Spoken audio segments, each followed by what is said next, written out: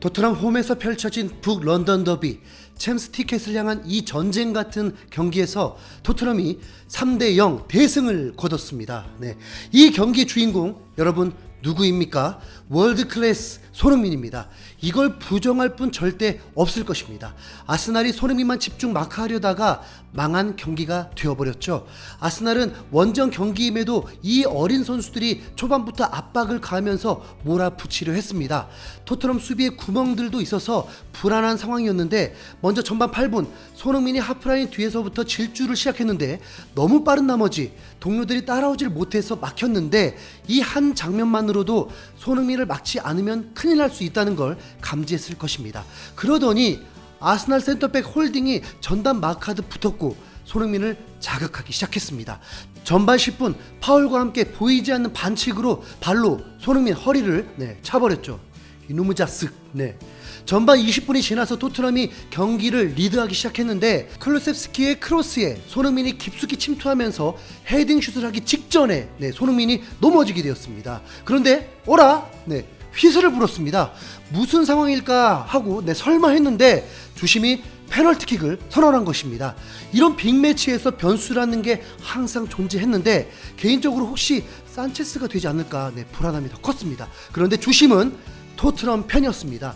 아스날은 강력하게 항의를 했지만 변하지 않았고 손흥민을 저돌적으로 막으려다가 결국 페널티킥을 허용하고 만 것입니다. 자, 그렇다면 정말 드라마가 나올 것이냐?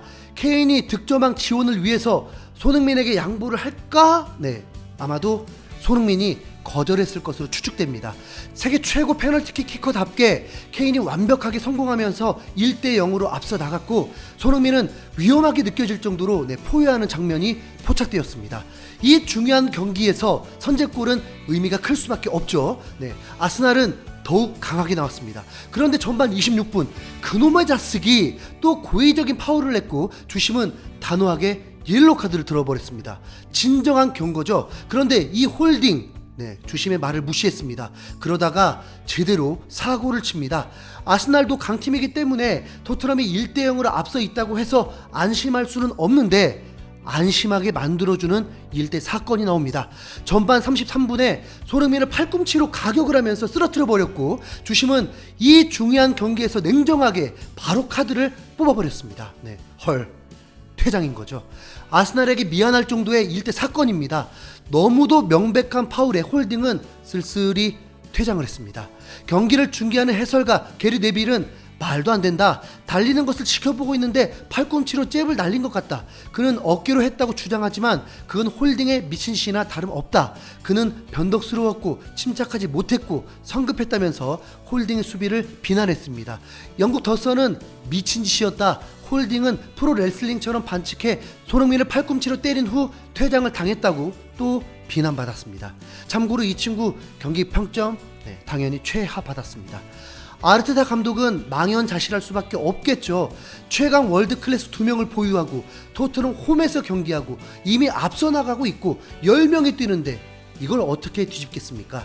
이후부터 토트넘이 강팀이 되었다는 장면이 나오게 됩니다. 전반 37분 코너킥 상황에서 손흥민의 약속된 정확한 크로스에 벤탄쿠르가 높은 점프력으로 헤딩 패스를 하더니 뒤로 돌아온 케인이 완벽한 헤딩슛 멀티골로 2대0으로 차이를 벌리게 되었습니다. 이 장면이 정말 소름 돋는 이유는 강팀은 득점이 매우 다양하면서 세트피스에서 득점도 많은데 토트넘은 세트피스 골이 너무 부족하다 보니 어려운 경기일 때 분위기를 바꾸지 못했는데 이번만큼은 계획대로 손흥민의 자로 잰 듯한 크로스에 벤탄쿠르 침투와 방향 전환 헤딩, 돌아 들어온 케인의 완벽한 골까지 결코 우연이 아니었습니다. 2대0으로 앞서 나간 것은 승리가 임박했다는 거죠. 아스날은 다리 힘이 풀릴 수밖에 없었습니다. 전반전을 2대0으로 마치고 난 후 승리가 눈앞에 와 있었지만 딱 한 가지 아쉬운 건 팬들이 바라고 있는 일이 일어나지 않고 있었습니다. 손흥민이 20골에서 멈추면 안 되잖아요. 오로지 손흥민의 골만을 기다렸는데 그건 정말 순식간에 찾아왔습니다. 후반 1분 만에 박스 안에서 케인이 어떻게 해서든 슈팅을 시도하려다가 흘러나왔고 손흥민이 오른발로 슈팅한 것이 그대로 골망을 흔들어 버렸습니다. 스코어 3대0. 손흥민이 21골을 터뜨리면서 살라를 한 골차까지 추격했습니다. 그리고 바로 이 경기에서 득점 1위까지 넘볼 수 있을 듯 보였습니다. 하지만 아스날은 이미 경기를 포기했습니다. 이 이상의 공격은 토트넘만 좋을 거란 걸 알고 걸어 잠그기에 나섰습니다. 그러다가 결정적으로 손흥민의 22골 기회가 있었는데 아쉽게 0점이 맞지 않으면서 볼이 뜨고 말았습니다. 후반 63분에 손흥민이 오른쪽에서 볼이 오는 타이밍을 맞추려고 횡으로 질주하는 특이한 움직임을 보이더니 완벽한 연기 플레이에 세세종에게 기회가 왔고 곧바로 손흥민에게 패스를 했는데 이번엔 너무 가까운 상황에서 강한 패스가 왔다 보니 놓치고 말았습니다. 이게 들어갔다면 아마 울었을 것 같습니다. 손흥민은 아쉽게 22호 골을 놓치고 후반 72분에 교체가 되었고 팬들은 기립박수를 보내주었습니다.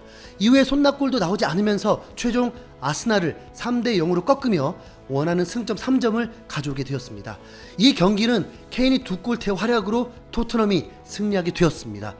혹시 그렇게 생각하시나요? 전 세계 언론도 그렇게 생각하지 않습니다. 당장 EPL 공식 홈페이지 메인이 손흥민의 득점 후 열광하는 사진을 게재했고 BBC 스포츠, 가디언 등 영국 매체들도 손흥민을 메인으로 내세웠고 미국의 USA 투데이나 ESPN 등도 축구 메인에 손흥민 사진을 게재하면서 토트넘의 놀라운 아스날 대파 소식을 전했습니다. 그리고 경기를 마친 후에도 가장 먼저 카메라가 손흥민을 오랫동안 비추었습니다. 이 경기는 분명 영국 축구 경기이고 영국의 축구 스타가 있고 그가 2골이나 넣었는데도 무슨 한국 공영방송인 줄 손흥민을 메인으로 비친 후 케인을 비췄습니다. 그리고 콘테 감독이 그라운드로 달려들어와서도 손흥민을 오랫동안 품에 안고 귓속말을 하면서 승리의 기쁨을 나누기도 했습니다. 손흥민은 평점 8.2점을 받았고 그래도 20여 분을 더 쉬면서 번리전을 준비할 수 있게 되었습니다. 손흥민이 교체될 때 아쉬움을 표하면서 불만 섞여 있다고 생각하는 분들이 많던데 개인적으로는 승부욕으로 22호 골을 넣지 못한 것을 분하게 생각하지 않았나 라는 추측이 됩니다. 그런데 손흥민이 시원하게 인터뷰를 통해 오해를 풀어주었습니다. 이기는 것은 항상 좋지만 특히 이번 더비는 더 그렇다. 큰 의미가 있다. 우리는 아스널과 격차를 좁힐 수 있다. 정말 좋은 경기였다.